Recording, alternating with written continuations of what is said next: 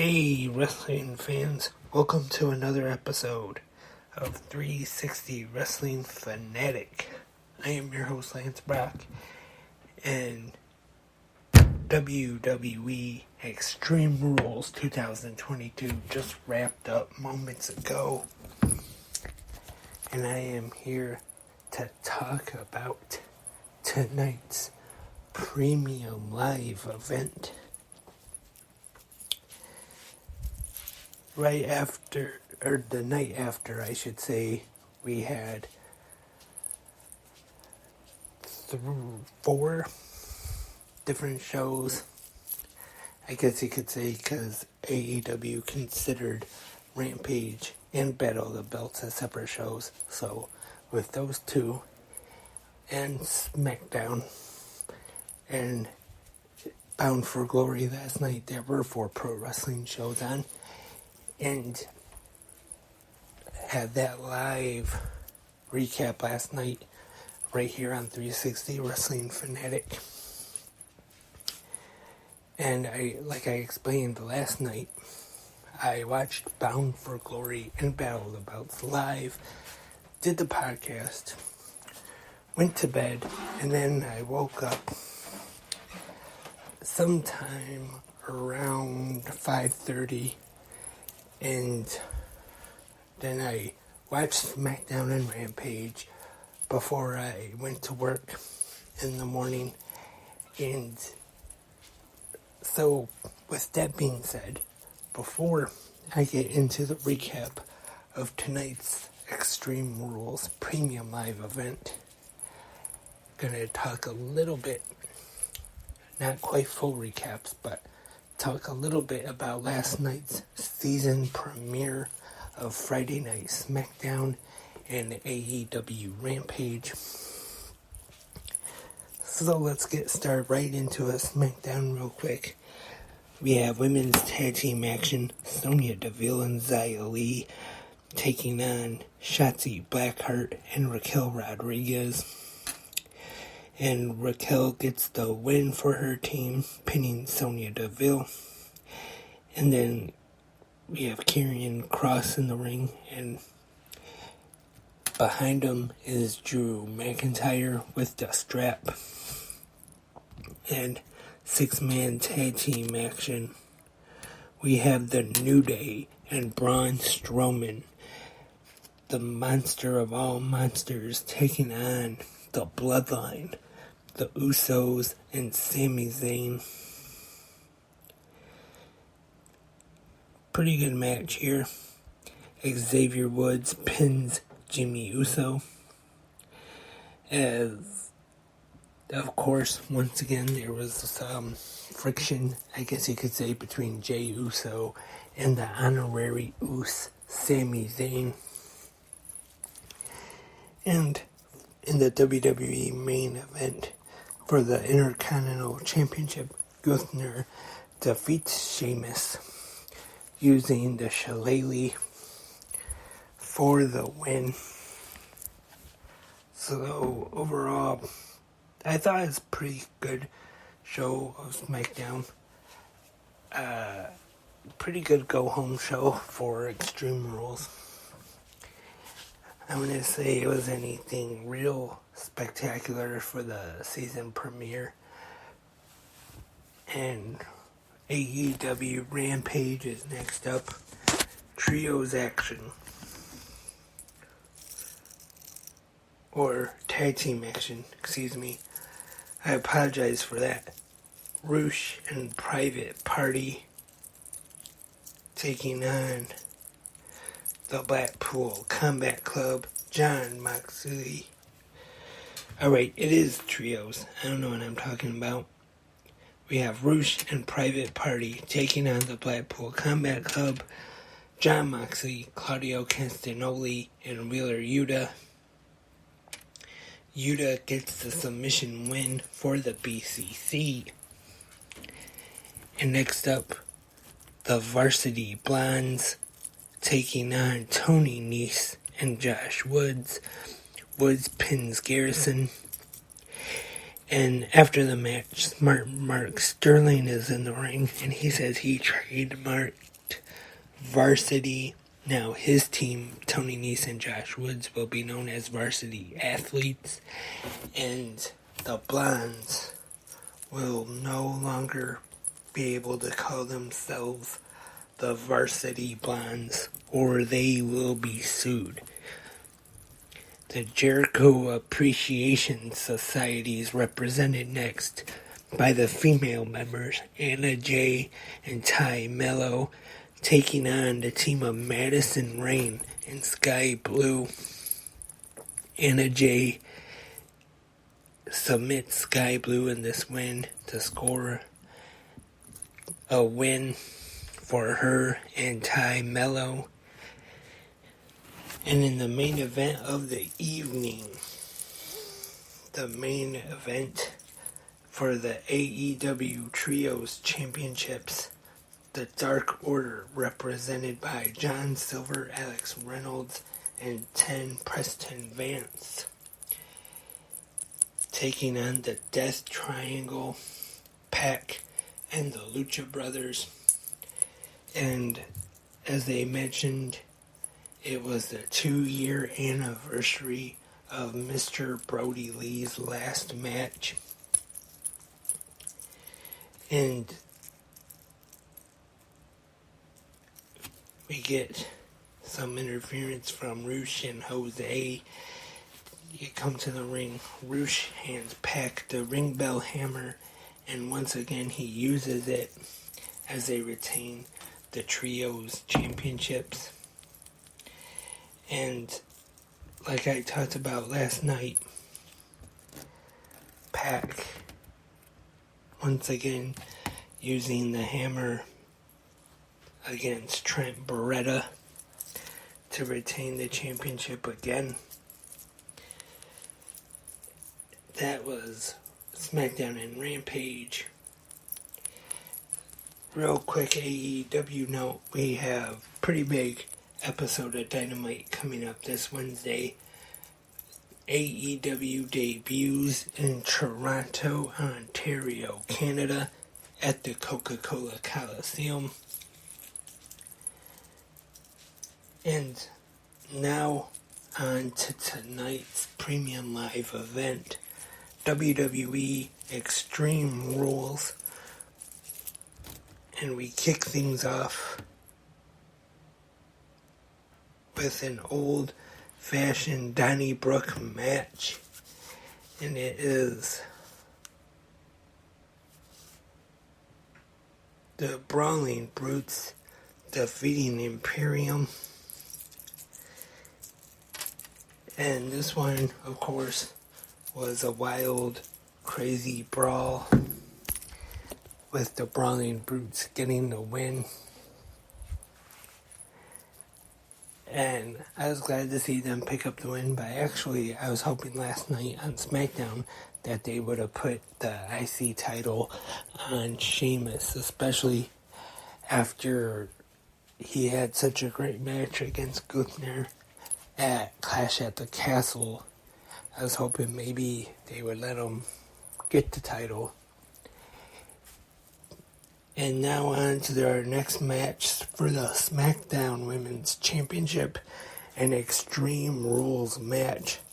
Liv Morgan, the SmackDown Women's Champion, defending against Ronda Rousey. This one was an okay match. I wouldn't say it was anything real special, but it was good. And it is Ronda Rousey winning with a submission, 12 minutes 16 seconds, to become the new SmackDown Women's Champion. And next up is a strap match. Drew McIntyre versus Karrion Kross. At first, Kross doesn't want to put the strap on, and then they end up getting into it before the match officially begins.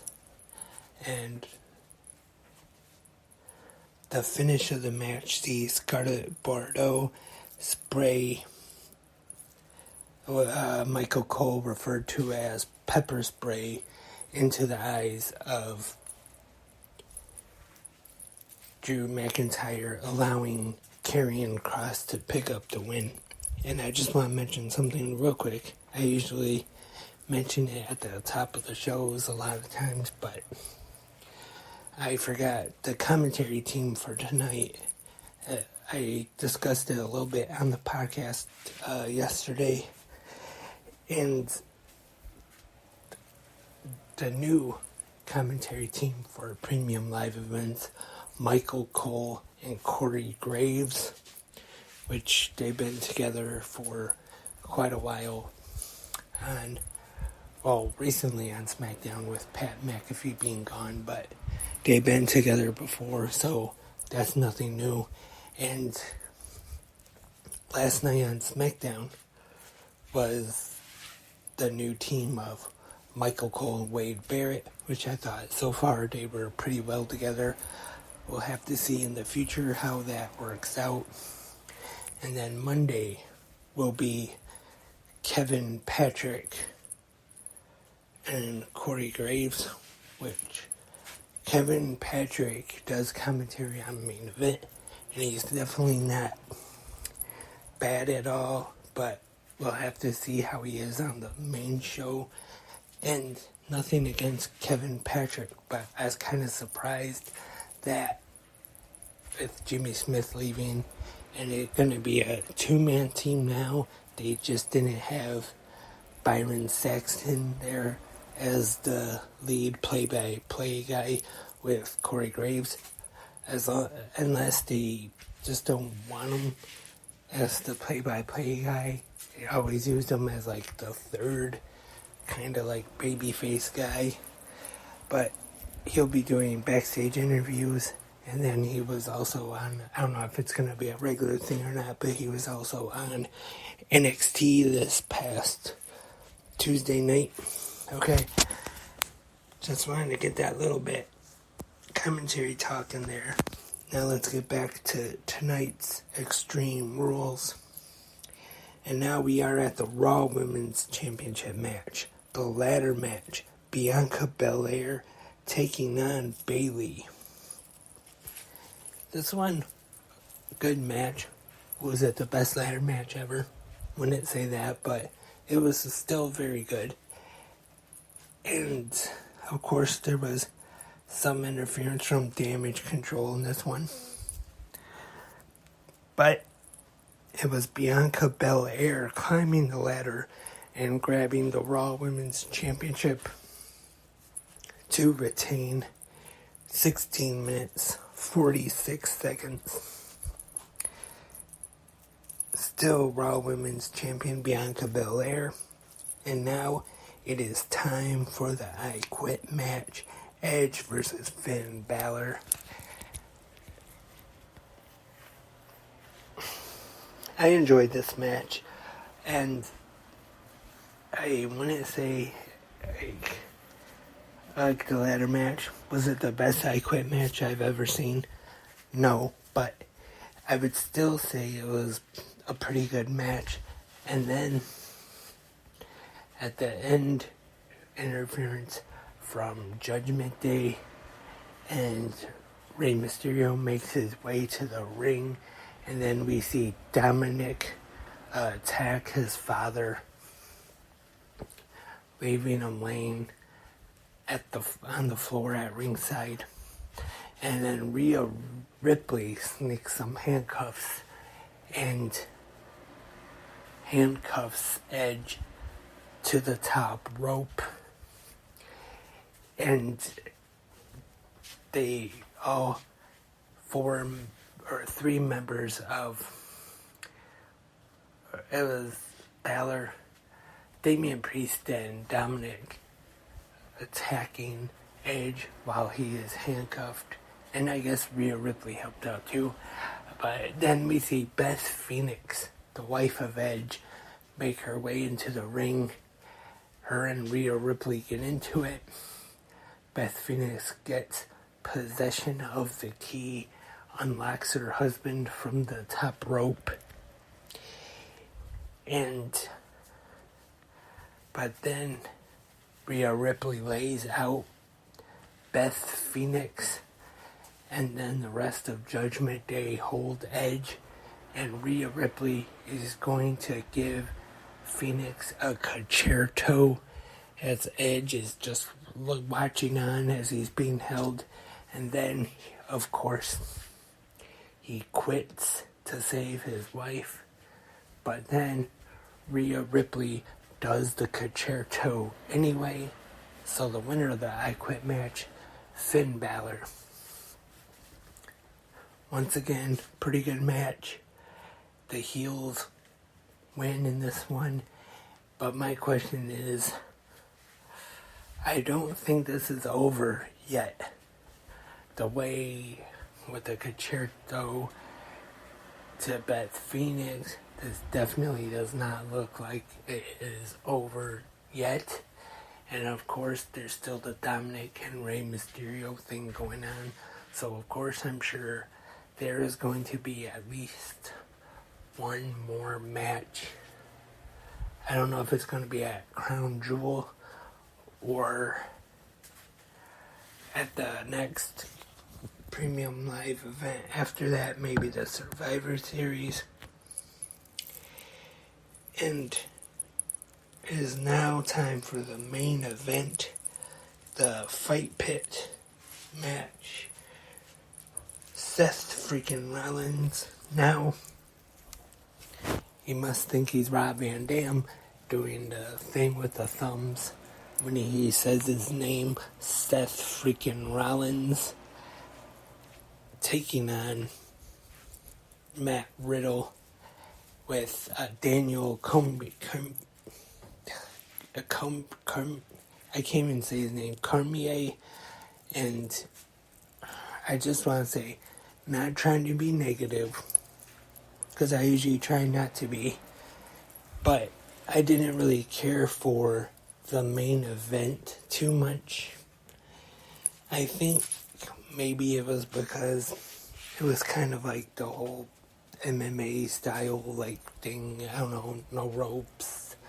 Maybe it just reminded me too much of MMA, and definitely not an MMA fan at all.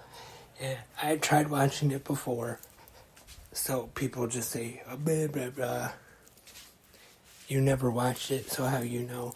But I have tried to. I just could not get into it.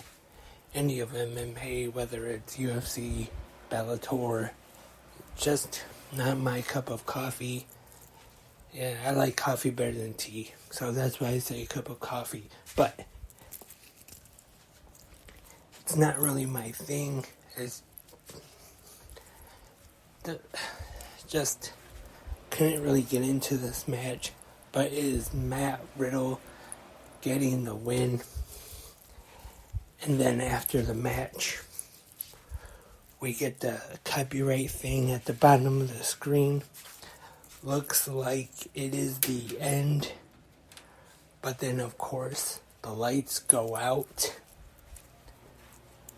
And then in the audience, we see some familiar faces, but they looked a little different, a little bigger than we're used to seeing them. Some familiar friends from the Firefly Funhouse. At first we see Huskus the Pig Boy, and then it is Ramblin' Rabbit and Mercy the Buzzard, and I guess it would be Abby the Witch. She looked a little different though.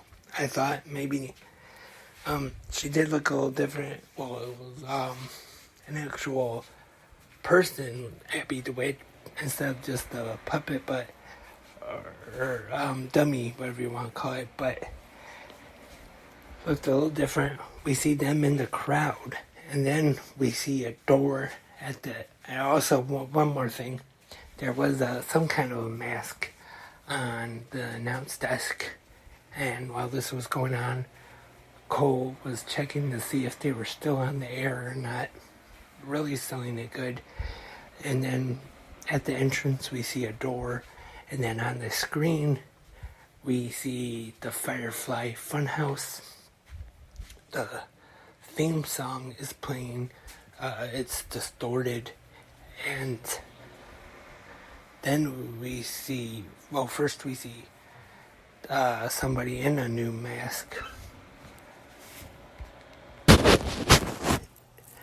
And saying, "Who killed the world? Who killed the world?" Like it was in some of those QR code videos and stuff like that. And he said, "You did." But first, I should have wrote all this in my notes so I remembered better. Forgot one thing. Before we saw all the characters and everything, we hear a very familiar voice over the PA singing a familiar song someone used to sing. He's got the whole world in his hands, and then that person comes out the door with the new mask, carrying a lantern, and it is Bray Wyatt. He takes off the mask, and he says, "Let me in," and then he does the thing like he used to before he was the Fiend, blow the light out, and then there's some kind of logo on the screen. And that is the end of Extreme Rules.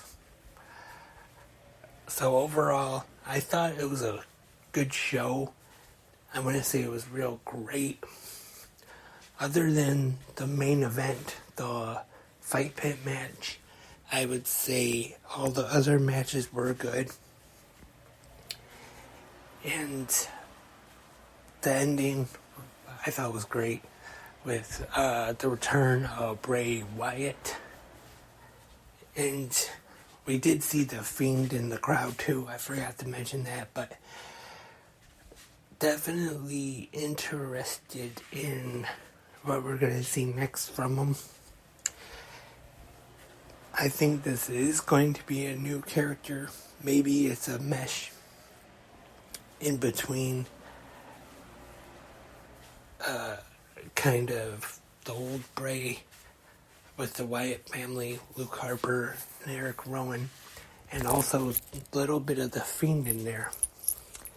And I was talking to somebody the other day, and they had an idea where the Fiend can still be around, but kind of like a person, another personality of Bray Wyatt, where we only see every once in a blue moon, and he only kind of like Finn Balor and the Demon, where he only comes out at certain times. There's an intense feud going on, and then maybe we'll see the Fiend, but who knows what's gonna happen here. Bray Wyatt now back in WWE, and this Monday we have the season premiere of Monday Night Raw with the DX 25th anniversary, and who knows if we'll see Bray Wyatt show up on Raw or not. So we'll have to definitely watch out for that. And like I said last night for Bound for Glory, let me know what you thought of Extreme Rules tonight. Leave a comment right here on Spreaker or on the YouTube version of the podcast or any other website you listen to this podcast on. If they have a comment section, let me know what you thought of Extreme Rules. And also the email 360 Wrestling Podcast. Let me know what you thought. But not just that. If you have any questions, comments, suggestions, anything, 360 Wrestling Podcast at gmail.com. Also, hope to be back soon with more episodes, of course. Until then, I am Lance, and I am a wrestling fanatic.